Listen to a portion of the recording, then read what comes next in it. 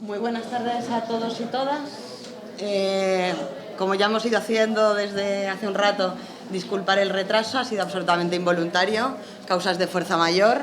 Ha habido un retraso en el avión con el que venía Tom y de ahí lo de que empecemos un poco más tarde, así que agradeceros a todos y todas la paciencia. Y bueno, y esta demostración del interés que todos y todas tenemos en este tema.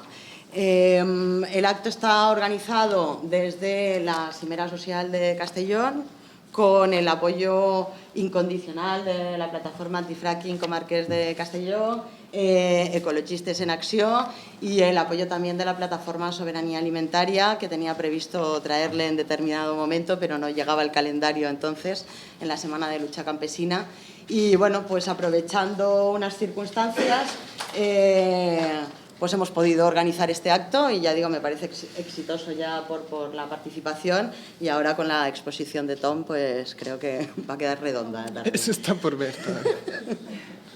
Bien, pues en Castellón no hay una plataforma formal para trabajar sobre este tema, pero sí que hay espacios, plataformas, la Cimera Social, en el que estamos intentando un poco hacer confluir movilizaciones, reivindicaciones, luchas. Somos muchos, pero a veces no somos suficientes y pues queremos coordinar esfuerzos para conseguir mayor impacto. En ese sentido hemos asumido el trabajar alrededor de este tema, el Tratado de Libre Comercio Estados Unidos-Unión Europea, debido a que hay poca información. Es un proceso iniciado en junio de 2013, tengo entendido, puede concluir en el 2015 y realmente la ciudadanía no estamos informados y va mucho en juego, ¿no? Así que, sin más, un poco justificando el porqué de esta charla, aunque por algo estáis aquí, ya lo sabéis, os dejo con Tom Kuchart, ¿vale? Creo que lo he pronunciado más o menos. Él me dice, nada, con que digas que soy militante de Ecologistes en Acció, o Ecologistas en Acción, suficiente.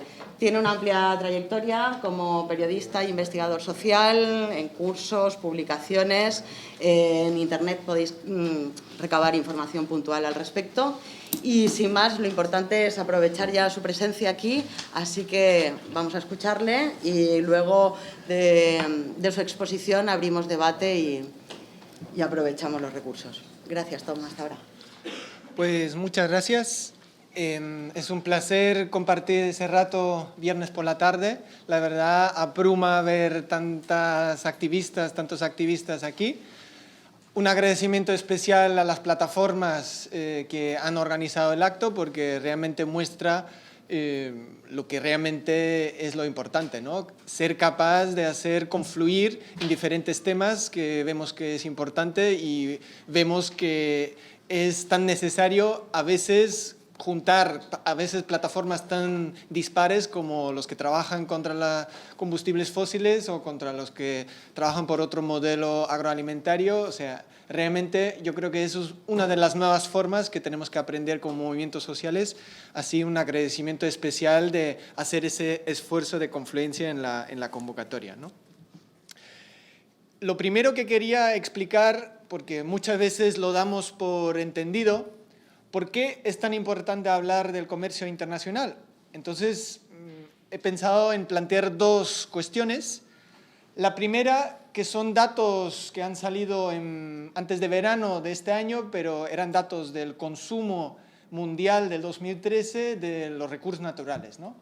Y como sabéis, ya con estas fechas del 2013, todos los materiales que consumimos, que extraemos de la naturaleza y de los residuos que depositamos, pues más o menos necesitamos 1,5 planetas y por lo tanto ya estamos viendo que esto es absolutamente insostenible. Pero lo importante es analizar que la Unión Europea, como una de las grandes fuerzas económicas y comerciales en el mundo, ha ido externalizando gran parte de los procesos más industriales y sucios hacia otros países del globo, ¿no? De ahí se ha hablado en las últimas 2 décadas de que la Unión Europea se había convertido en una potencia ambiental y había tenido, digamos, unos avances importantes en políticas ambientales, ¿no? Pero si analizamos de cerca, vemos que si incluimos toda la huella ecológica, o sea, todos los impactos sociales, ambientales, de violaciones sistemáticas a los derechos humanos, de lo que supone importar masivamente materiales, recursos naturales y también bienes facturados en otros países, nos daríamos cuenta que la huella de carbono, o sea, la cantidad de emisiones de gas de efecto invernadero de la Unión Europea, aumentaría un 25%.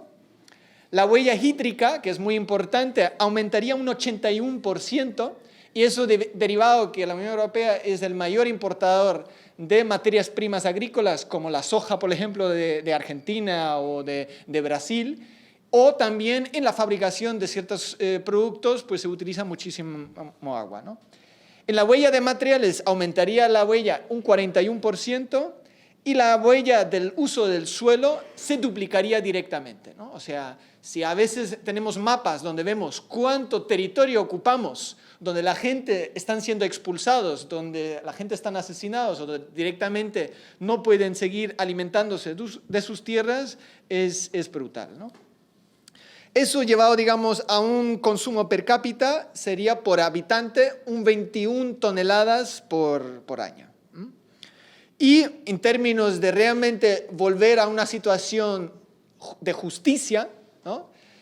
En términos de posibilitar que cada ciudadana y cada ciudadano del mundo, de los 7.000 millones de habitantes, consumiese un nivel que hemos consumido del año 2000, significaría reducir nuestro consumo de materiales en un 68 hasta un 80%, ¿no? Y estas son cifras bastante optimistas. Nosotros pues realmente pensamos que la reducción tendría que ser todavía mucho mayor. Esto para hacer un poquito más cercano la idea entre extracción de recursos, flujo de bienes y materiales en el globo y sus impactos sociales y ambientales sobre derechos humanos y el enorme impacto que tienen las políticas comerciales de la Unión Europea en otros países de gente que normalmente no conocemos y bueno, que muchas veces no estamos tan vinculados a su realidad cotidiana. Y el otro tema ya es un tema más de geopolítica actual, el conflicto entre Ucrania y Rusia. Estamos a las puertas de convertir ese conflicto en una guerra, pues algunos ya lo denominan una guerra, otros un conflicto armado. Ya hubo víctimas, pero existe el peligro que esto todavía explote mucho más. Pues como sabéis, en el origen del Maidán, digamos, de la rebelión entre comillas que se produjo en otoño del año pasado, era la firma en una cumbre que se iba a hacer en Lituania de un tratado de libre comercio entre la Unión Europea y Ucrania. Y eso es derivado a que hay una competencia muy fuerte de una serie de países que se separaron después de la caída del muro en el 89 de lo que era la Unión Soviética y formaron países independientes. Y varios de estos países están negociando desde hace algún tiempo atrás tratados de libre comercio con la Unión Europea. La Unión Europea peligrosamente vincula su diplomacia de la política exterior y su diplomacia a favor del gran capital, que es al fin y al cabo lo que muchas veces hacen las embajadas, los que hacen las delegaciones de la Unión Europea, cuando realmente no están ahí para el bienestar de la población o para defender al turista que está perdido en un país. No, las embajadas y las delegaciones de la Unión Europea están para abrir los mercados al gran capital de sus países de origen.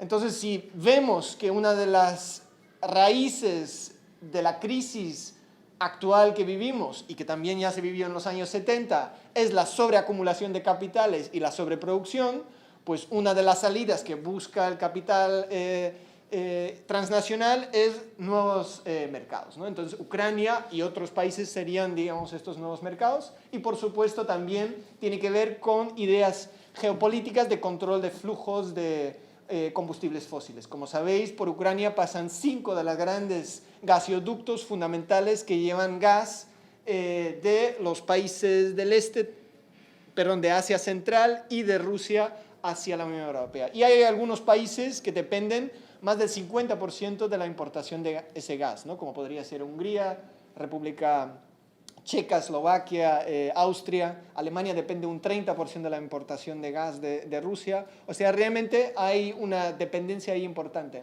Pero lo que acaba de leer ahora viniendo por aquí, hay un debate interesante entre, eso parece ser que se dio en Twitter, entre el ministro de Recursos Naturales de Rusia y unos ejecutivos de la empresa multinacional Shell, de cuántas reservas de gas de esquisto, ¿no?, las que se quiere extraer con la metodología del fracking, se encontraría en la zona que está disputada entre la zona, digamos, del sur este de Ucrania, donde está, digamos, el meollo ahora mismo del conflicto armado.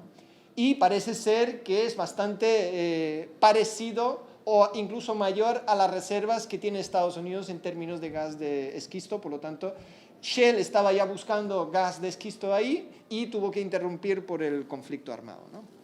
Pero bueno, lo que nos debe importar para relacionar un poco estas políticas tan desconocidas de la Unión Europea, que son las políticas comerciales, que pueden usarse para encender y echar más aceite al fuego en relación a un conflicto que, por supuesto, tiene diferentes orígenes, pero que en este caso el Parlamento Europeo la semana pasada, por la vía rápida, sin haberlo discutido, ha aprobado este tratado tan peligroso con Ucrania, ¿no? Y claro, eso puede suponer, digamos, como lo hemos visto también en los conflictos de los Balcanes, de que una serie de actuaciones de la Unión Europea a favor de una de las partes, pues de acelerar el proceso y de poner las partes, digamos, todavía más contra ellos. Y eso tiene que ver, para ver también el otro lado, Putin ha configurado una propuesta de una unión económica Euroasia, donde quiere reincorporar una serie de países que se quedaron desprendidos de la Unión Soviética después de la caída del muro. Y es muy importante relacionar ahí cómo utilizan las políticas comerciales de aumentar los conflictos armados. En concreto, la Unión Europea está negociando con Armenia y sabéis que hay un conflicto desde hace años con Azerbaiyán. Entonces Rusia ayuda a Azerbaiyán con acceso a recursos naturales baratos, de mandarles, digamos, exportaciones de armas, y la Unión Europea al mismo tiempo negocia un tratado de libre comercio con Armenia. Mientras Rusia a Armenia le ha aumentado muchísimo los precios de gas que exporta y le está bloqueando las exportaciones de sus productos agrícolas básicas. Claro, con todo ese conflicto que hubo sanciones de la Unión Europea a Rusia y también sanciones a la Unión Europea. Y sabéis, Rusia es el segundo mercado de los productos agrícolas de la Unión Europea. Estamos hablando de 12.000 millones de euros de productos agrícolas. Aquí hago un paréntesis, no me entendéis mal, no voy a defender que tengamos que exportar productos a Rusia. Yo más bien defiendo la postura, es una perfecta ocasión de repensar totalmente nuestro modelo agrícola y relocalizar la producción y el consumo. O sea, justamente este conflicto nos debería llevar a un cambio radical de las políticas agrícolas de la Unión Europea y no exportar verduras y frutas a Rusia, sino hacer posible que en Rusia el propio movimiento campesino tenga su soberanía alimentaria y nosotros aquí pues tengamos precios justos tanto para los productores y los consumidores, ¿no? Bueno, estos dos ejemplos para, digamos, meternos un poco en la materia, ¿vale? Ahora bien, el tratado que nos ha convocado hoy aquí, pues podría ser uno de los muchos tratados que la Unión Europea está negociando, porque la Unión Europea negocia con 95 países diferentes tratados de comercio y de inversiones en el mundo. Pero, por supuesto, estamos hablando de reescribir las reglas de la globalización capitalista. Hemos visto que una serie de actores económicos mundiales han cogido mucho más protagonismo y el crecimiento económico y la concentración de acumulación de capitales se va a dar en China, en la India, en parte en Rusia, en Brasil, Sudáfrica, mucho más en las próximas décadas que en los poderes económicos, políticos, hegemónicos de las últimas décadas, que fue la Unión Europea, Japón y Estados Unidos. Entonces, este poder se está desplazando claramente hacia el Asia-Pacífico, lo dicen los propios informes de Estados Unidos, de sus servicios de inteligencia, y por supuesto tenemos que tener una lectura de que ahí se está planteando un reacomodamiento del poder geopolítico entre Estados Unidos y la Unión Europea, por un lado, juntos y juntas piensan que van a ser más fuertes frente a la amenaza de China, entre comillas, y por otra parte también es como la misma moneda, pero la otra cara de la misma moneda de las políticas de recortes, de privatizaciones, de ajuste estructural, de la deuda ilegítima que se ha producido con el golpe de Estado financiero de la Unión Europea aquí en el marco, digamos, de la Troika y todas sus políticas, ¿no? O sea, tenemos que hacer una clara lectura que todo el ajuste en términos de las privatizaciones que plantean con estas negociaciones comerciales, de otra vez reformar todavía más políticas laborales, como por ejemplo acabar totalmente con los convenios colectivos o con una serie de convenciones de la Organización Internacional de Trabajo que no existen en Estados Unidos, pero sí existen en la Unión Europea, pues el capital transnacional tiene claro con este tipo de negociaciones es el mejor momento para plantear una serie de cambios políticos, de ajustes políticos que de otra forma los gobiernos nacionales no se atreverían a hacer, pero como estos son negociaciones en secreto, que tienen un mandato en secreto y además la gran parte de la población no se suele enterar, digamos, de estas negociaciones secretas, pues de ahí ese labor tan importante que tenemos que hacer, tengamos o no plataformas locales sobre este tema, de desvelar, de echar luz sobre estas negociaciones, ¿no? Porque en realidad afecta cualquiera de los aspectos de nuestra vida, de muchas luchas sociales y políticas en las que estamos involucrados, y podría ser un retroceso incluso en algunos de los aspectos donde nuestras luchas hayan conseguido frenar, paralizar o por lo menos en parte ganar victorias políticas o sociales, ¿no? Por eso es tan importante ver algunos aspectos de las negociaciones. A mí me gustaría centrarme en tres. Uno es el aspecto energético, vinculado un poco a la lucha de la plataforma anti-fracking. Otro sería vinculado un poco a toda la defensa de la soberanía alimentaria y cómo nos puede amenazar estas negociaciones. Y luego también me gustaría plantear un tema importante que tiene que ver con el tema de los servicios públicos, en concreto cómo en otros países, por ejemplo en Inglaterra, aprovechan la campaña para luchar contra la privatización del Servicio Nacional de la Sanidad, ¿no?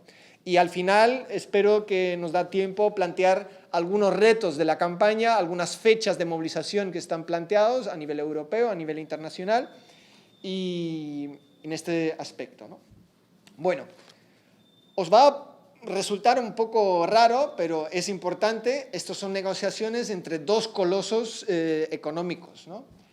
Muchas veces hay un discurso en la izquierda tradicional. Aquí viene el malo de la película, que es Estados Unidos, que nos quiere hacer mal a la población europea, ¿no?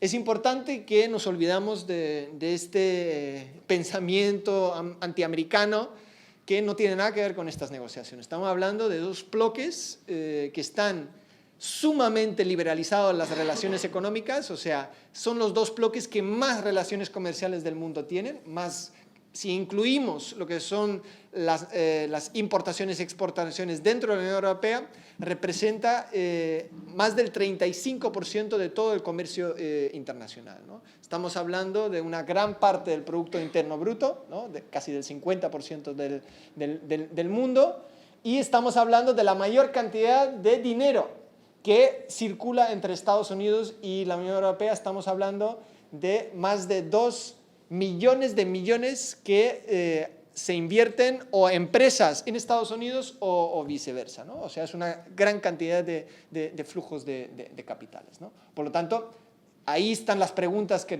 tenemos que hacernos para qué necesitan estas negociaciones. Y lo ven muy claramente. Esto va a ser una manera de cambiar las reglas, cómo se hace legislación. Lo tiene muy claro Estados Unidos y lo tiene muy claro la Comisión Europea, que está negociando este tratado en nombre, entre comillas, de los 500 millones de habitantes de la Unión Europea. Y este ajuste se lleva ya preparando bastante tiempo y solo quiero marcar, digamos, para entendernos, 3 cosas que tenemos que conocer un poco de las negociaciones. Un aspecto es que quieren poner en la mesa, cuando se escriben las legislaciones europeas o en Estados Unidos, directamente a las grandes empresas multinacionales. O sea, antes de pasarlo al Parlamento Europeo o antes de pasarlo a los parlamentos nacionales, existiría como un consejo, que lo llaman Consejo de Cooperación Reguladora, donde pasaría cualquier nueva legislación. Y ahí se hace una evaluación si esta legislación laboral, ambiental, social, hace algo que puede provocar que se reduzcan los beneficios de las empresas o puede ser contra la competitividad o puede empeorar las importaciones y exportaciones con Estados Unidos, ¿no? Esta forma de evaluación, de impacto de evaluación que harán a partir de ahora. Eso, si lo veis, la nueva propuesta de la Comisión Europea que presentó el señor Juncker la semana pasada, se encaja muy bien, porque temas como medio ambiente, pesca, energía, cambio climático, van a estar subordinados a las 7 vicepresidencias que va a tener. Y algo como cambio climático, energía, va a depender directamente de una nueva vicepresidencia en la Comisión Europea que va a llamarse Empleo, Competitividad y... Empleo, Crecimiento y Competitividad. Entonces, Juncker ya ha dejado claro, cualquier nueva normativa que queréis poner en marcha va a depender mucho de que la vicepresidencia apruebe eso. Sabéis que la Comisión Europea rechazó la propuesta de poner una regulación estricta al fracking este año. Pues con eso ya están las puertas cerradas para tener una legislación a nivel europeo de prohibir el fracking, ¿no? Pero bueno, esto sería el aspecto de la política de la Unión Europea interno. Por si acaso eso no les sale bien, pues están con el tratado con Estados Unidos preparando la otra vía. Y la otra vía consiste básicamente en que estos tratados son tratados vivos. Si no llegan a cerrar algunos temas polémicos, lo dejamos para más adelante y ya se negociará en este Consejo de Cooperación Reguladora. Y ahí estarán directamente las grandes empresas poniendo su grano de arena para que ninguna regulación pueda desfavorecer sus búsquedas de beneficios económicos. Y el segundo elemento, que también es muy peligroso, consistiría en incluir en este tratado un mecanismo que se llama Mecanismo de Solución de Controversias entre Inversor y Estado. Y esto es un mecanismo que existe ya en 3.000 tratados en el mundo. Hay 1.400 tratados que han firmado diferentes países de la Unión Europea con terceros países. O sea, ya es un mecanismo que existe. Por ejemplo, Abengoa, una empresa española, consiguió una indemnización porque construyeron una planta de gestión de residuos tóxicos en un pueblo de México. Hubo una movilización local muy fuerte y la población local consiguió paralizar el proyecto y no se puso en marcha. Abengoa llevó al Estado mexicano a una corte de arbitraje donde 3 árbitros tomaron la decisión que esta política local era contra las aspiraciones de beneficios de la empresa y el Estado mexicano tuvo que indemnizar a la empresa Abengoa. De estos casos hay casi 600 en el mundo y os podéis imaginar también los hay contra políticas del gobierno español. En este caso es una política que nosotros estamos radicalmente en contra, que eran los recortes de las primas a las energías renovables. Pero también hay fondos de inversión de diferentes países exportadores de petróleo, del Golfo Árabe, también de Estados Unidos, que están haciendo demandas contra el gobierno español por los real decretos de eliminar las primas a las renovables. Y esto le va a costar muy duro al contribuyente, porque esto al final son indemnizaciones que se pagan con los presupuestos generales del Estado, por lo tanto, más recortes en sanidad, más recortes en educación con estas indemnizaciones a las grandes multinacionales.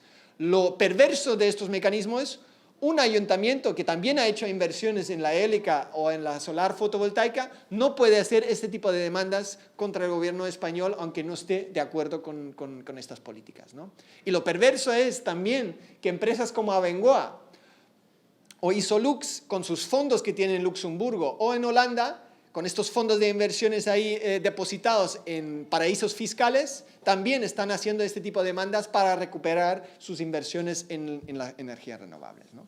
Bueno, El tema de energía en las negociaciones es un tema súper importante y en este caso es la Comisión Europea que lleva una propuesta súper radical. Sabéis que en Estados Unidos existe una prohibición de exportar petróleo desde los años 70, ¿no? Desde esta famosa crisis energética donde se querían hacer fuerte a los países de la OPEP, en los países árabes y todo eso. Bueno, por razones, digamos, de intereses estratégicos del gobierno de Estados Unidos. Cualquier licencia de exportación de gas, por ejemplo, del gas de esquisto, tiene que pasar por el despacho del mismo presidente de Estados Unidos para dar licencias a las empresas de exportar gas. Bien, la Unión Europea, una de las propuestas ha dicho, eliminen esa prohibición de exportar gas y petróleo. Y Obama ha dicho que lo vamos a hacer, pero en cambio, vosotros en la Unión Europea tenéis que garantizar que no haya problemas como los de Francia, que han prohibido o han puesto una moratoria a la extracción del fracking. Entonces, la Unión Europea va derechito, digamos, a garantizar que hay una importación masiva de gas de esquisto de Estados Unidos. Y como esto es una campaña internacionalista, pues a nosotros, aunque vamos a impedir la extracción del fracking aquí, pues tampoco vamos a vamos a posibilitar que haya más extracción de fracking en los Estados Unidos. Que solo en el año 2013 hubo 545 muertes laborales en la industria del petróleo y gas. Más de 380.000 barriles de residuos tóxicos vertidos a diferentes ríos y medioambientes. O sea, en Estados Unidos es un caos ambiental y es un problema social, además de encarecer, digamos, los suelos, y eso pues genera una especulación sobre las tierras agrícolas donde la gente abandona el trabajo de la tierra para alquilar las tierras, ¿no? Pero la Unión Europea no para ahí. También plantea evitar y eliminar cualquier política pública que puede ir en contra de la extracción y la exportación de combustibles fósiles. Y ahí ya tenemos un ejemplo muy grave en la Organización Mundial de Comercio. Canadá, bueno, una de las provincias de Canadá, Ontario, planteó con una política pública regional financiar un programa de energías renovables para crear 20.000 puestos de trabajo en ese sector. Como una de las condiciones era que solo pueden ser empresas locales que van a concurrencia de este contrato, las empresas multinacionales de la eólica de la Unión Europea y Japón demandaron al gobierno canadiense por esta política y ganaron. Ontario tuvo que retirar, digamos, esa propuesta de política pública, ¿no? O sea, estas fórmulas, por eso es tan importante que conozcamos estas políticas comerciales de la Unión Europea, porque luego, a nivel de políticas de compra pública o licitación pública, si, digamos, en las elecciones municipales queremos cambiar la relación de fuerza y echar el PP y el PSOE de los diferentes ayuntamientos, hay que tener en consideración que hay ciertas políticas públicas que tenemos que tener mucho cuidado que no afecten estas políticas globales a los planteamientos y también a las alternativas de políticas presupuestarios, económicos o incluso industriales de los diferentes municipios, ¿no? Entonces, bueno, el capítulo de energía que están negociando es tremendo y sobre todo estaríamos hablando todo el esfuerzo que se había hecho, aunque insuficiente, en la lucha contra el cambio climático, con estas negociaciones sería un paso atrás tremendo. Solo en aumento del comercio entre Estados Unidos y la Unión Europea aumentaría 11 millones de toneladas cada año más de emisiones de gases de efecto invernadero, pero eso sería todavía pequeño en relación a la locura que supondría importar gas de esquisto de Estados Unidos, porque tienes que licuarlo, transportarlo con barcos, luego volver a convertirlo. Hay una cantidad de emisiones de metano ahí en cada uno de estos procesos, o sea, sería una locura tremenda. Pero también, y ahora no quiero complejizarlo mucho, pero para mostrar cómo avanzada está en la Unión Europea en este tipo de cosas. Aunque lográsemos parar esto con Estados Unidos, están ya a punto de firmar un tratado con Canadá. Y el Tratado de Canadá es como la hermanita pequeña de este tratado con Estados Unidos, porque los mismos contenidos que estamos denunciando ahora mismo en estas negociaciones con Estados Unidos están recogidos en este tratado comercial que se está a punto de firmar con Canadá la semana que viene en Ottawa. Y uno de los grandes problemas es que quieren permitir la importación de arenas bituminosas, que son crudos muy pesados y muy contaminantes, y por eso han paralizado desde el 2009 la renegociación de una directiva ambiental que era muy importante de la calidad de los carburantes, que era una directiva muy light, muy poco ambiciosa, porque la industria del automóvil ya consiguió, digamos, rebajar mucho los objetivos de esa directiva, pero por lo menos era una directiva que planteaba que hasta el 2020 todos los carburantes que se utilizaban en el transporte motorizado tenían que reducir un 6% las emisiones de gases de efecto invernadero. Porque pues, tanto las instalaciones de refinerías como los propios carburantes tenían que cumplir ciertos requisitos. Al importar estos petróleos pesados de Canadá, pues realmente todos estos objetivos se saltarían por los aires porque son crudos muy contaminantes, tanto a nivel local en Canadá, destruyendo, digamos, los pueblos indígenas ahí de las zonas de... ahí se me fue el estado de... Bueno, la provincia de Canadá. No es Quebec. Pero bueno, ahí, digamos, lo dejo, digamos, la inquietud que realmente no solo queremos bloquear ese tipo de tratados con Estados Unidos, sino también otros que tienen que ver con Canadá. Y ya para poner el tope, digamos, a esta cuestión de la energía, tiene que ver con este mecanismo de solución de diferencias entre inversor y Estado. Hay un caso, y vuelvo a Canadá, perdón, pero lamentablemente estos pobres lo tienen bastante mal. En Quebec, la movilización contra el fracking consiguió una moratoria. Una empresa canadiense que ya estaba haciendo exploraciones, con una empresa de correo postal que tiene en un lugar de paraíso fiscal en Estados Unidos.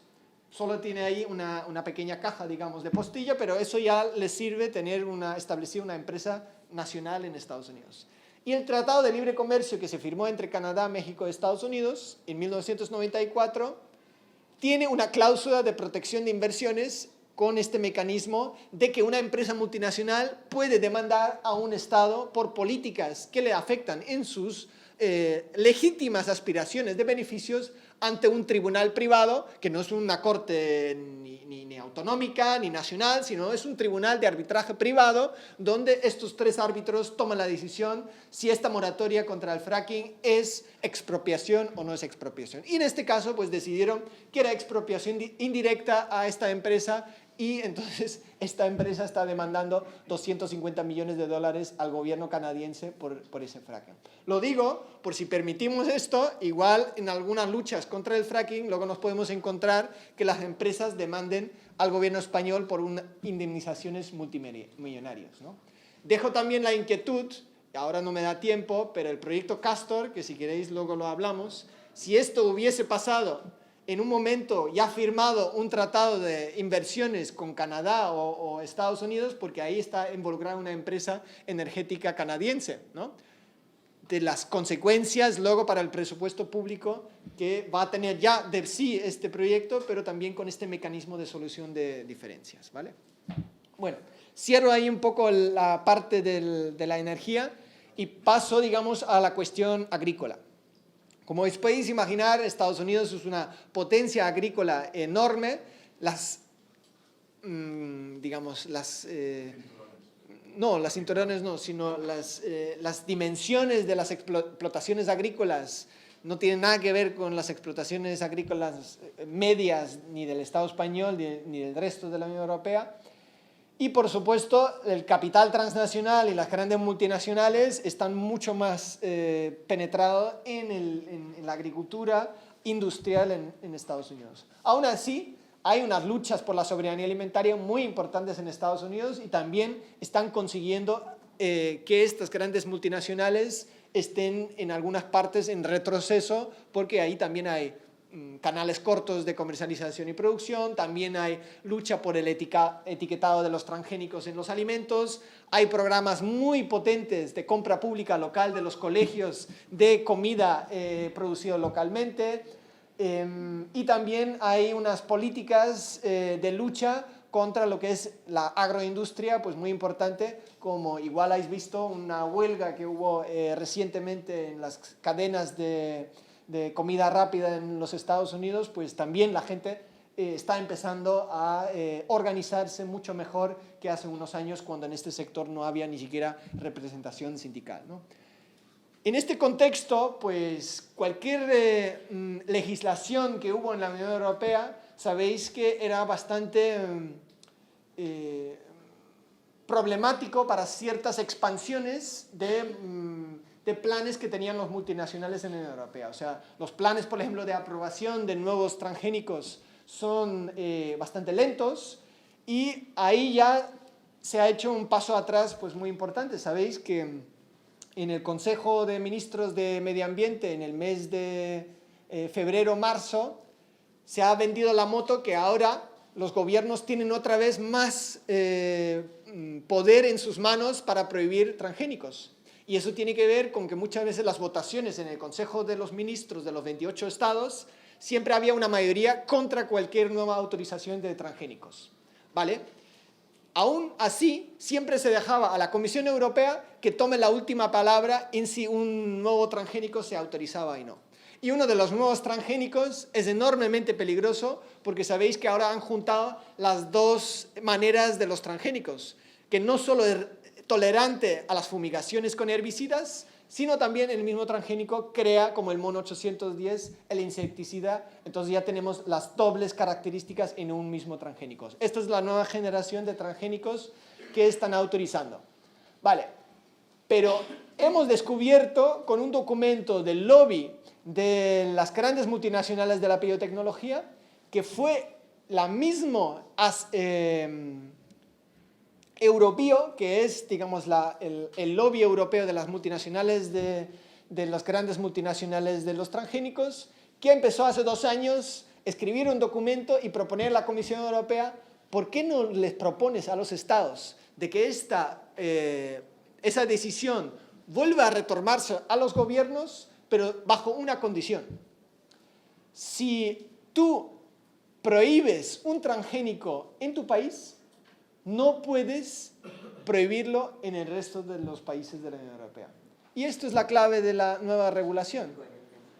Tú lo prohíbes en tu país, pero en el Consejo de Ministros de la Unión Europea no puedes vetar que otros países sí cultiven estos transgénicos. Y ahí se arreglan todo este proceso de años de debate entre el Consejo de Ministros y la Comisión Europea. Entonces va a ser mucho más rápido la aprobación. Pero bueno, en caso de que esto sea demasiado lento también, pues ya tenemos nuestras negociaciones con Estados Unidos, donde nos vamos a saltar todos estos pasos, porque ya tenemos esta propuesta del Consejo de Cooperación Reguladora, y ahí vamos a discutir las diferentes normas, políticas de seguridad alimentaria, políticas de aprobación de químicos y todo tipo de políticas públicas que podrían tener afectación importante sobre nuestra salud pública, el medio ambiente, etcétera, pues se van a discutir en este Consejo de Cooperación Reguladora. Y todas las políticas que en Estados Unidos estén a un nivel bajo, pues vamos a negociar de una forma que las políticas bajen al nivel del mínimo común, ¿vale? Esto es el peligro. Y aunque la Comisión Europea repite y repite por Twitter y en todas partes que esto no es el objetivo, sabemos de las negociaciones que claramente es el objetivo. Y también lo sabemos por otra razón. En Estados Unidos, la legislación bancaria el año pasado se endureció.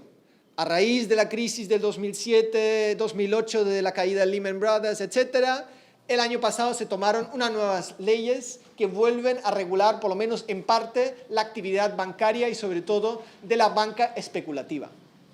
Y claro, si hacen ahora y llevan esta política bancaria y financiera a este Consejo de Cooperación Reguladora, significaría que Estados Unidos otra vez tendría que bajar su nivel de regulación bancaria al nivel de la Unión Europea, donde sigue estando absolutamente desregulado. Y entonces Estados Unidos ha dicho que no está dispuesto a hacer eso, sobre todo no antes de las elecciones al Congreso y Senado, que son en noviembre. Y entonces ahí era el ejemplo más claro donde ellos mismos se desvelaron que esto es el objetivo de este nuevo consejo que propone la Comisión Europea. Entonces es, digamos, realmente preocupante lo que propone ahí la Comisión Europea. Y en agricultura realmente sería un retroceso enorme en las pocas protecciones que hemos conseguido mantener a lo largo de las luchas que hemos mantenido en los últimos años, pues ahí tendrían, digamos, una avanzadilla brutal en permitir ciertas hormonas de rápido crecimiento, ¿no? que en Estados Unidos es un problema de grandes dimensiones, pero también en la utilización de ciertos químicos que están prohibidos en la utilización tanto en insecticidas como pesticidas. Los propios multinacionales Bayer, BASF y Syngenta están ahora en un litigio contra la Comisión Europea por la moratoria que impusieron el año pasado a la prohibición de unas insecticidas que se demostró científicamente que afectaban a las abejas, ¿no? Y pues este tipo de litigios legales con las negociaciones con Estados Unidos directamente se ahorran porque ya con esa regulación a la baja pues se cargan muchísimas regulaciones de la Unión Europea en ese sentido. Y también muy preocupante todo lo que tiene que ver con nuestras propuestas de canales cortos de producción y comercialización y vincular a políticas locales la compra pública en colegios o comedores públicos, universidades, de productos ecológicos y producidos localmente, que en Estados Unidos, como dije antes, hay políticas muy progresistas en ese sentido. Es uno de los grandes objetivos de la Comisión Europea, eliminar todo tipo de políticas de compra pública progresistas que se basan en la compra local, porque esto es contra la competitividad con las grandes multinacionales como Sodexo y otros que quieren controlar todo lo que es el catering de los colegios, de los cárceles, de los comedores públicos, ¿no? Entonces, en ese nivel también muy preocupantes. ¿Cómo vamos de tiempo? Fatal, ¿no? Menos de 45 minutos para terminar, así que en 15 minutos... Vale. ¿Pero para cerrar el acto? 45. A las 9 cierran. Ah, vale. A las 9 nos cierran, o sea que antes de 45 minutos. Vale, pues voy entonces a mencionar el caso del Reino Unido. Es muy preocupante si ya teníamos un nivel importante de que los países tenían desprotegidos sus servicios públicos. ¿Seguimos en agricultura? O... No, ya pasamos a otro tema. ¿Tienes alguna duda, alguna pregunta, Pep? No, yo no tengo duda. Por saber si está... Es que se nos va el tiempo. Hablemos de servicios públicos, ¿no? Como hemos planteado en el periódico Diagonal y en otros medios en el blog de la campaña, estas negociaciones, por supuesto, son una preparación para una nueva ola de privatizaciones en el sector de servicios. Y cuando hablamos de servicios, no solo hablamos de los servicios públicos, por supuesto, también hablamos de una amenaza a la educación y sanidad pública, pero hablamos de muchos servicios que muchas veces ni siquiera pensamos en que estos son servicios. Para hacer un ejemplo, la evaluación de impacto ambiental. Eso muchas veces pues la hace la administración pública, aunque también en algunas partes esto ya está externalizado a empresas privadas, ¿no? Pero hay un montón de servicios que pertenecen, digamos, a administraciones públicas, o por lo menos donde tú haces el trabajo con oposiciones y hay como un cierto nivel de regulación y de control, y ahí, digamos, para las grandes empresas multinacionales es, digamos, muy apetitoso de meterse en todo ese tipo de servicios, ¿no?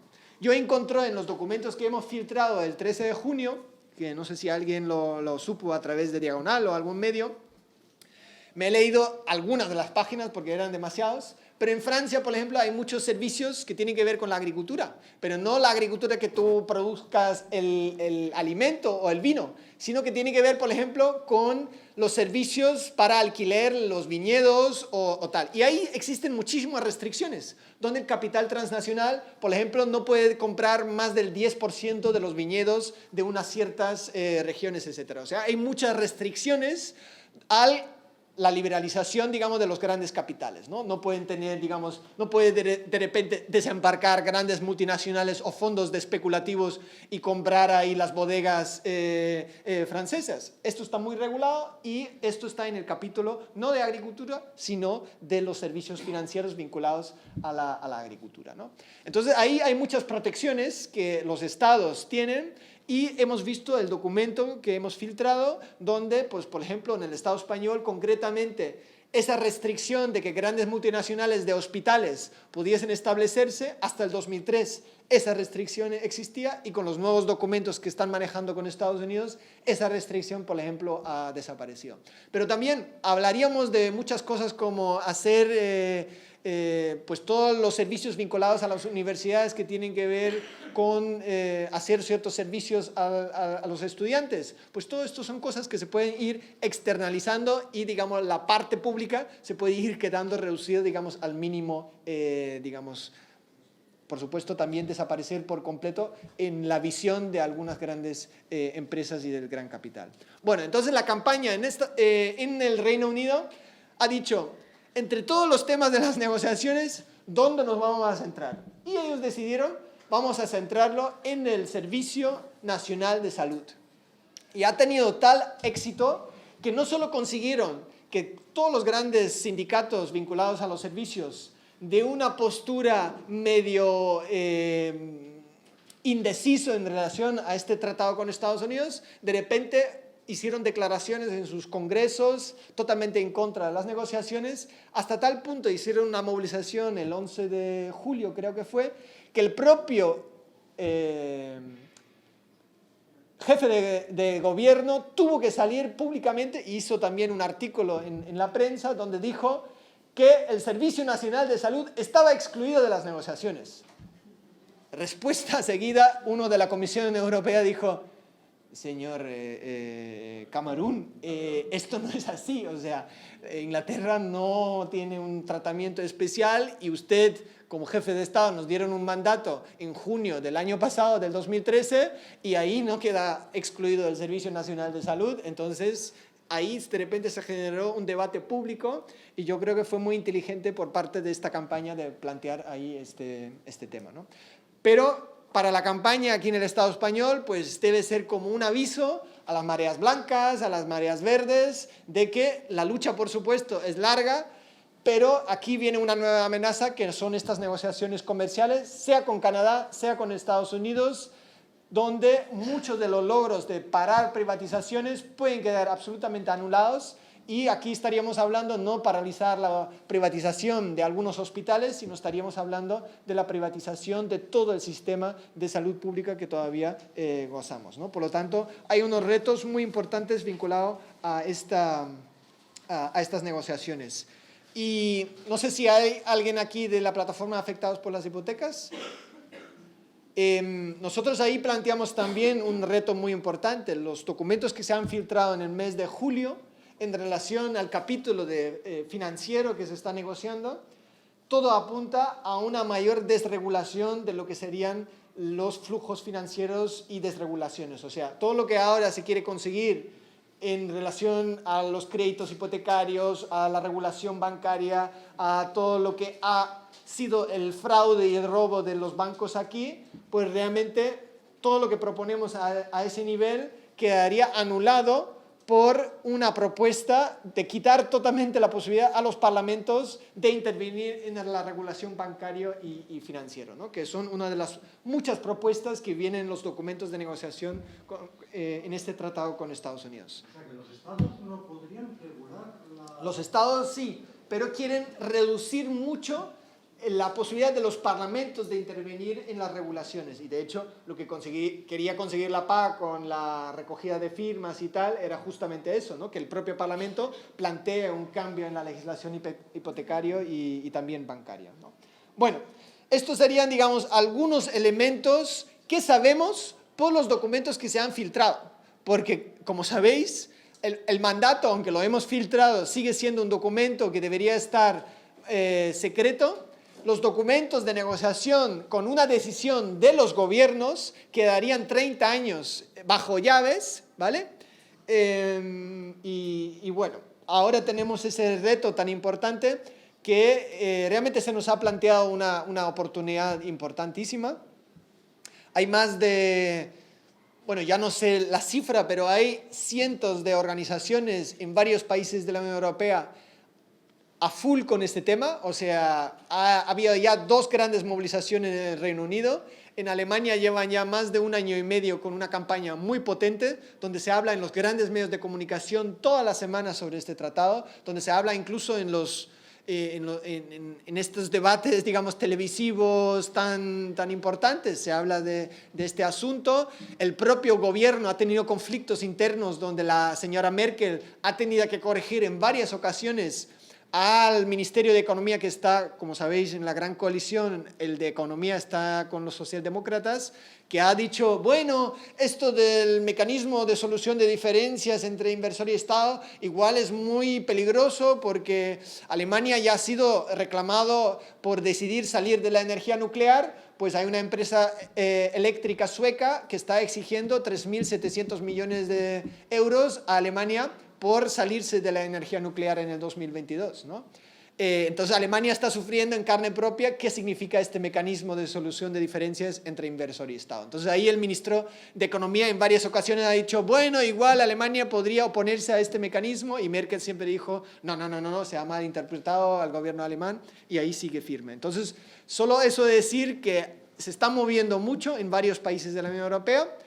Y aquí en el Estado español también estamos bastante contentas y contentos porque hace 1 año casi nadie en los movimientos sociales hablaba de ese tema, y con un poco de trabajo hemos conseguido poner el interés, y el 11 de octubre es una propuesta a nivel europeo hacer un día de acción contra este tratado con Estados Unidos, pero también contra el tratado con Canadá.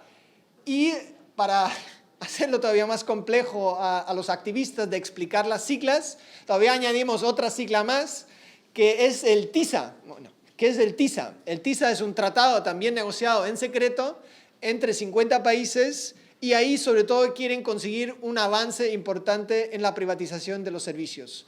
Una de las cosas que ya hablé en relación con Estados Unidos, pero como los gobiernos le deben al gran capital un favor que no le hicieron en el año 1999 en el marco de la Organización Mundial de Comercio, porque ahí la resistencia en los países del sur y también la resistencia en la calle impidió un nuevo avance a ese nivel multilateral de un gran acuerdo que era favorable a las grandes multinacionales. Desde aquel entonces, las multinacionales de los servicios están esperando, digamos, un regalito.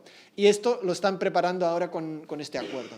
Muchos sindicatos de los sectores de servicios, correos y otros muchos de los que normalmente no hablamos, ¿no? Trenes, Renfe, todo esto son servicios muy importantes que estarían, digamos, en marchas para una mayor privatización, ¿no? No siempre tenemos que hablar de educación y sanidad. Bueno, entonces el 11 de octubre hay esta propuesta, va a haber en Barcelona una jornada internacional, en Madrid nos hemos atrevido a plantear una manifestación, que había bastantes organizaciones a favor de esta propuesta, de las mareas ciudadanas, de gente también de las marchas de la dignidad, pero también organizaciones vinculadas a diferentes temas, y realmente nos sorprendió que en principio íbamos a plantear una concentración, pero la gente quería manifestación, ¿no? En el País Vasco también hay muchos colectivos trabajando con el tema, el sindicato ELA, también colectivos de solidaridad internacional. En Galicia también el sindicato Labrego Galego, digamos un sindicato agrario vinculado a la COAG, también está con una campaña contra este tratado. Y bueno, para nombrar, digamos, algunos lugares donde sabemos que se está moviendo. Yo pienso que no necesariamente necesitamos plataformas locales contra este tratado transatlántico. Con que consigamos que las diferentes plataformas que de alguna forma están directamente afectados por las negociaciones, véase plataforma por la soberanía alimentaria, véase plataforma contra el fracking, yo creo que con eso bastaría con que ellos, pues en sus charlas, en sus folletos, en sus propuestas políticas, en sus trabajos de medio de comunicación, simplemente añaden, digamos, uno de los aspectos de nuevas amenazas para nuestras luchas, ¿no? Yo creo que no es necesario que creamos plataformas en todos los sitios, porque yo creo que no es el objetivo, sino el objetivo es parar estas negociaciones, lo vamos a conseguir, estamos convencidas y convencidos. Hay movilización muy importante en Europa, en Estados Unidos también. Trabajamos muy estrechamente coordinados con la gente en Estados Unidos. Y temas como lo del poder de las multinacionales de demandar a los estados, el tema de los servicios públicos como la sanidad, el tema de la agricultura o los transgénicos, temas sensibles como los productos químicos. Todo esto van a ser elementos que, dependiendo de organizaciones, de consumidores, ecologistas, sindicatos, yo creo que cada uno ahí va a escoger, digamos, cuál es la táctica más favorable para conseguir movilizaciones, presionar a sus gobiernos y bueno, lo que podemos decir a nivel local, pues llevar esto al Parlamento autonómico, plantear qué impactos va a tener eso sobre la economía. El secretario de Estado de Comercio, el Jaime Legaz, tiene esa forma de ir a Murcia, igual hace lo mismo cuando viene a Valencia, pero cuando fue a Murcia en el mes de mayo dijo: Murcia es la comunidad autónoma que más se va a beneficiar de las negociaciones con Estados Unidos porque vamos a crear 144.000 empleos que con este tratado mienten siempre, porque siempre dicen va a generar un crecimiento económico del 0,5%. Luego no dicen esto es para el 2023, o sea, de aquí al 2023 serían 0,006% de crecimiento económico cada año, ¿no? Viéndolo, digamos, a ese periodo, ¿no? Y luego también los propios estudios de impacto de la Comisión Europea que hablan de los famosos 144.000 empleos creados para España. Hay informes del propio Parlamento Europeo, de la Universidad de Cambridge y otros informes que rebajan estas cifras y más bien plantean que con un tratado con Estados Unidos se podrían perder más de 1 millón de empleos directos. Entonces también esto en los documentos que estamos difundiendo en las redes, en el blog, en la campaña, es para mí yo creo que es una entrada fundamental, no solo con los sindicatos, sino con los movimientos sociales, plantear los tratados de libre comercio fundamentalmente son para recortar empleo. Y todos los tratados de libre comercio que conocemos, que ha habido en el pasado, siempre han favorecido la desregulación, la bajada de los salarios y la eliminación de empleo. Entonces, si tenemos un problema de empleo en este país y si realmente queremos solucionar la cuestión del empleo, reducción de la jornada laboral, renta básica y distribución de todos los trabajos que incluyen los trabajos de cuidados. Solo ahí vamos a poder responder a la cuestión del empleo, pero nunca con tratados de comercio como de este tipo. Y ya me callo porque creo que he hablado demasiado, lo siento si me he extendido un poquito.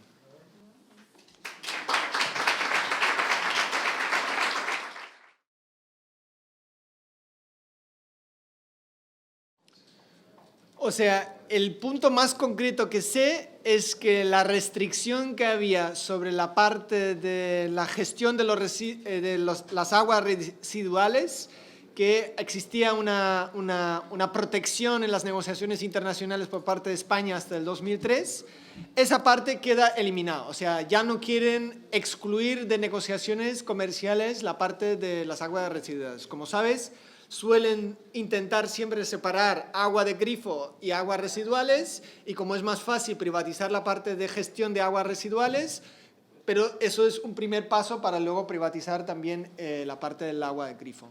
Y lamentablemente no se consiguió, ni siquiera con la iniciativa europea ciudadana que se hizo el año pasado con el derecho humano al agua, de que realmente haya una regulación que prohíba la privatización del agua en la Unión Europea. Esto no se ha conseguido y por lo tanto sigue habiendo muchísima necesidad de las luchas por el agua pública, y soy consciente de que aquí estamos en una de las comunidades donde más está privatizado el agua, de peor calidad también, y pues eso nos tiene que dar más fuerza para denunciar este tipo de empresas, sus entramados mafiosos entre corruptos del gobierno valenciano con las empresas de construcción y, digamos, las empresas propias de gestión privada de agua como FCC o como podría ser Aguas de Barcelona, que en realidad pertenecen a una multinacional francesa en la mayor parte y capital financiero, ¿no? Entonces ahí claramente se quiere abrir el camino. De hecho, en Canadá, algo absolutamente desconocido por los sindicatos aquí, una de las grandes campañas que hubo contra ese tratado Unión Europea-Canadá fueron los sindicatos canadienses contra la privatización de agua. Ahí era un tema muy importante por qué quieren el no a ese tratado. Y aquí en Europa los sindicatos casi no se han pronunciado sobre este asunto.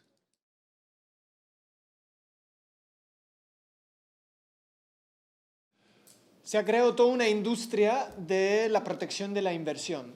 Muchas veces estamos hablando de grandes bufetes de abogados. La propia industria de los bufetes de abogados ha ido fusionándose a lo largo de los últimos 10-15 años. Entonces tienes grandes despachos como Freshfields Dedinger, que es una casa, digamos, multinacional que emplea más de 30.000 abogados en el mundo. Baker McKinsey, etc. ¿Qué es lo curioso de ese tipo de multinacionales de la abogacía? Que muchas veces asesoran al propio gobierno para planes de privatización, para gestionar grandes endeudamientos. Cuando se hace, por ejemplo, un plan de pedir un gran crédito a un banco para una gran infraestructura, suelen ser intermediarios, despachos de abogados para hacer el contrato, digamos, entre, digamos, gobierno y Estado. Y son los mismos despachos que son también los que asesoran a la multinacional, a las empresas. Entonces, en muchos países hemos tenido la regla de que para litigios entre empresas y gobiernos suelen ser los mismos despachos de abogados que asesoran a las dos partes. Por lo tanto, ya por de sí hay un conflicto de intereses muy grandes. Luego aquí tienes, por ejemplo, los abogados de Estado. Los abogados de Estado, hay una falta de abogados de Estado ahora mismo y eso se debe a que han pedido licencia porque ellos pueden luego reincorporarse al trabajo y mientras tanto están asesorando a empresas privadas de hacer litigios contra el gobierno, porque con la crisis muchos grandes proyectos de infraestructuras no se están haciendo, entonces las grandes empresas de construcción hacían litigios contra las empresas porque esto ya era un contrato firmado y garantizado. Esto llevado al ámbito del litigio internacional, pues existen como 4 o 5 grandes lugares donde se suelen hacer estos tribunales. Hay una en Naciones Unidas, otro en el Banco Mundial, otro en la Cámara de Comercio Internacional en París, se suele utilizar también la Cámara de Comercio en Estocolmo. Bueno, y ahí existen, digamos, el lugar físico donde se hace. Los tratados son tratados muy simples, no son tan voluminosos como los tratados comerciales, muchas veces son 10 páginas, 20 páginas, y que dejan mucho espacio a la interpretación a los árbitros. O sea, son formulados de una forma muy laxa. Los árbitros son abogados del derecho comercial y muchas veces incurren en conflictos de intereses, porque claro, tú tienes en estos tribunales un árbitro de la empresa, un árbitro del Estado y un árbitro que es neutral, supuestamente. 15 árbitros se han repartido el 55% de estos 600 casos que más o menos hay, han aumentado sobre todo desde los años 90, pero sobre todo a raíz de la crisis de Argentina en el 2001, realmente hubo un incremento brutal. Porque de repente los grandes despachos de abogados han visto que esto es una fuente de negocios impresionante. Un abogado que defiende al Estado o la empresa puede ganar en una hora $1.000 por estos casos. Un árbitro gana al día $3.000 por ese tipo de casos. Entonces, claro, ya es un conflicto de interés. ¿Por qué?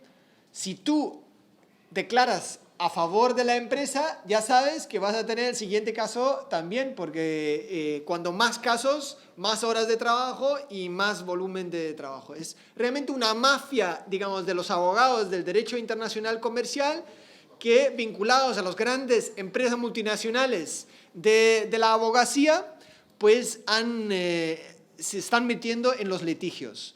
Y claro, han asesorado a los gobiernos de hacer este tipo de tratados.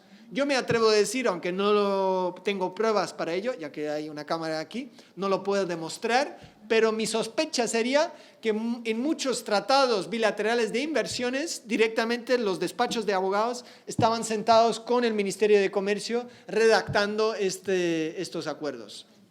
Y para que también quedemos claro, cuando hablamos aquí de corrupción, eso también hay con ese tipo de tratados. Sabemos, por ejemplo, Haití Haití después del terremoto tan terrible que hubo en el 2010. España hace 2 años firmó un tratado bilateral de protección de inversiones con Haití. Aznar fue nombrado asesor presidencial del nuevo presidente de Haití. El que llevó la campaña electoral para este tipo de... que llegó a ser presidente, que era un músico, es el mismo jefe de campaña del Partido Popular que hace aquí las campañas electorales. Y luego empieza a buscar quiénes son las empresas que consiguen contratos de reconstrucción en Haití vinculado a ese tratado de protección de inversiones. Pues una de las primeras que encontré era del señor Piqué, que era ministro de Asuntos Exteriores del Partido Popular. Era un contrato realmente pequeño, de 3 millones de euros para fibra óptica, pero bueno, ahí van a empezar haciendo sus migas y poco a poco se meten en el negocio del turismo y tal. Entonces también los tratados de inversiones luego son utilizados para buscar nuevos mercados para sus propios... para su propia mafia económica nacional o local, ¿no? Entonces realmente es grave y sabemos de fuentes directamente de las negociaciones, el peor gobierno en las negociaciones es el español. Y sospechamos que tiene que ver con esta figura de los abogados de Estado, ya que tenemos una vicepresidenta que es abogado de Estado. ¿Rajoy también es abogado de Estado? No. Registrador. Pero esa figura del abogado de Estado no existe de esta forma en todos los países de la Unión Europea. Entonces, sospechamos que la clase, el poder político-económico ve ahí una buena forma de hacer unos negocios con estas figuras del abogado de Estado para metiéndose en los litigios contra su propio gobierno para sacar dinero público para indemnizar a las multinacionales, ¿no? No sé si ha quedado más claro.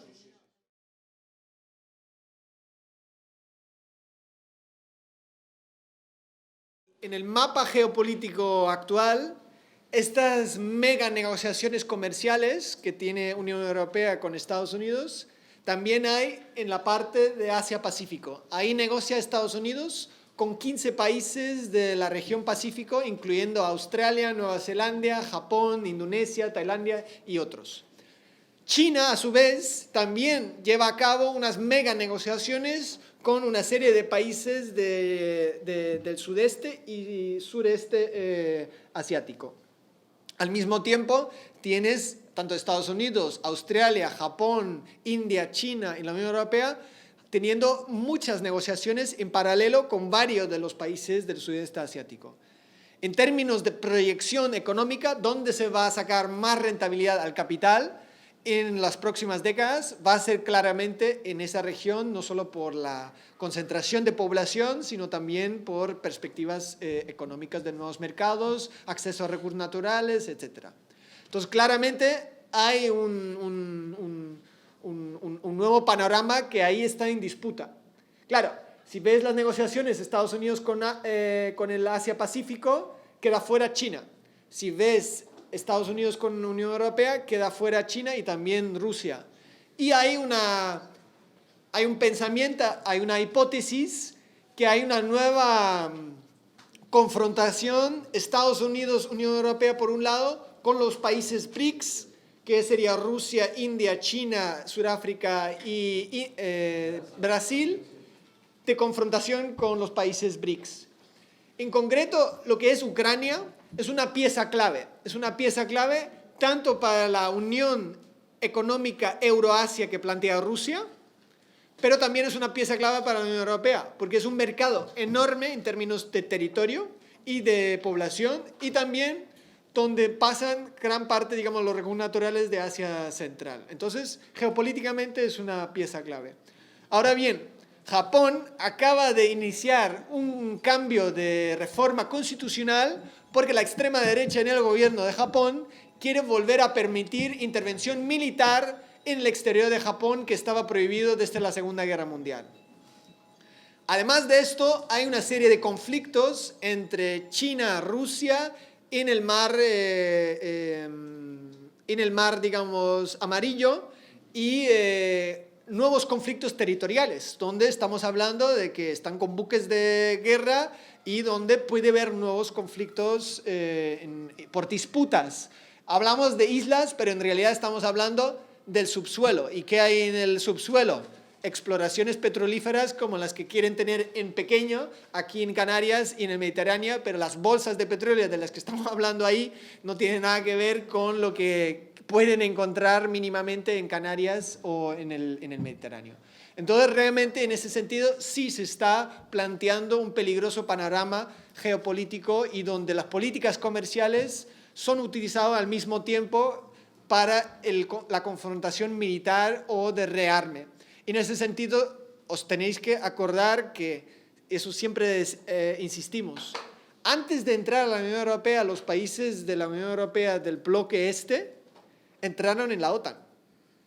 Una condición para la ampliación de la Unión Europea al este en el 2004 y 2008 era la entrada a la OTAN. Ahora, por supuesto, también la entrada a la OTAN de estos países era una precondición de hacer este tipo de acuerdos comerciales con la Unión Europea. Entonces, hay una frontera que avanza hacia Rusia y, por supuesto, se está provocando una nueva confrontación militar porque Rusia, sabéis que ha intentado de todo, hacer amigo de Estados Unidos, llevarse bien con la Unión Europea, ser neutral en todo y no les ha funcionado nada. Entonces ahora la apuesta es nacionalismo de lo más chauvinista, de lo más extremo, de lo más capitalista y también de lo más excluyente.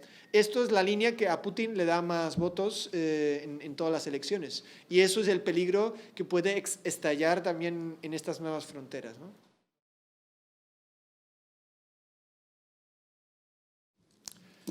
Yo sobre la parte de la soberanía tengo mis dudas, porque si hablamos de soberanía popular, esta soberanía la hemos perdido desde hace mucho tiempo.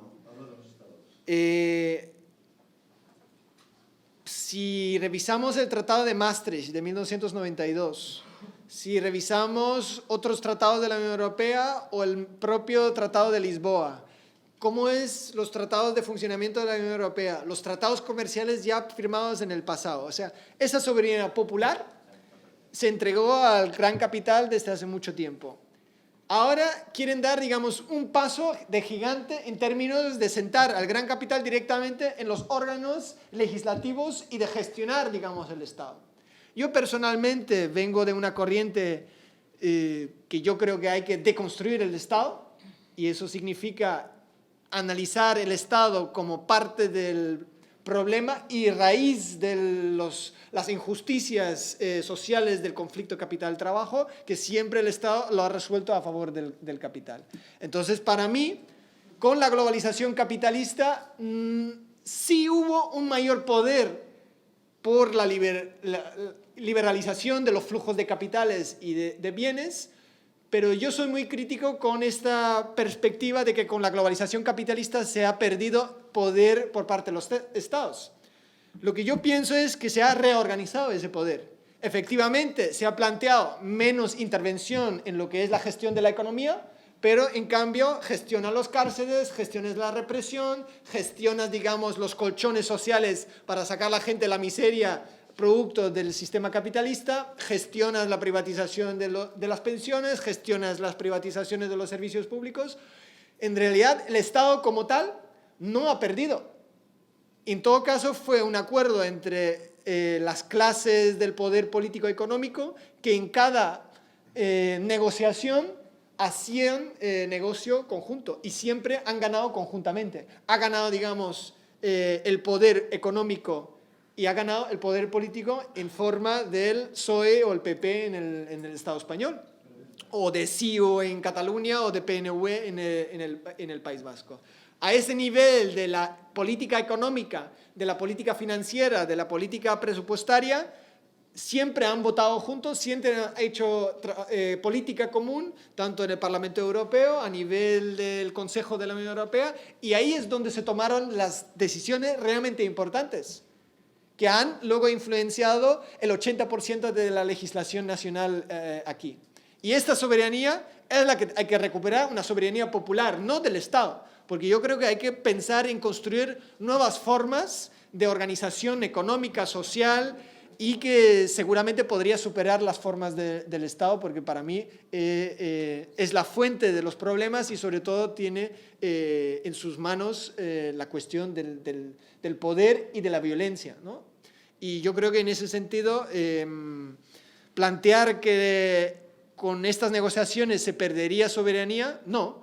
Lo que está haciendo son los poderes fácticos del poder económico y político, están negociando cómo podemos quitar los últimos derechos que todavía quedan a la población y dar todos los privilegios al gran capital, porque el mecanismo de solución de controversias entre inversor y Estado en realidad es anticonstitucional ya de por sí. ¿Por qué? Porque en realidad solo das más derecho a una de las partes y no a toda la sociedad. O sea, un tratado de inversiones solo tiene privilegios al capital. Ahí no dice tienes que cumplir los convenios colectivos, o ahí no dice nada de que tienes que cumplir los derechos humanos. No hay ninguna obligación en los tratados de protección de inversión, solo son privilegios.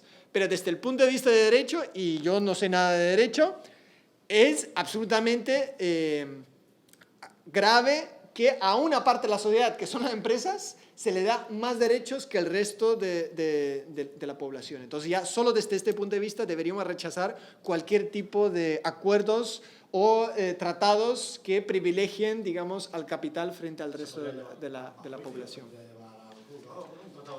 Las estrategias contra estas negociaciones incluyen movilizaciones, trabajo de sensibilización, trabajo de presión a los gobiernos y, por supuesto, incluye una parte jurídica.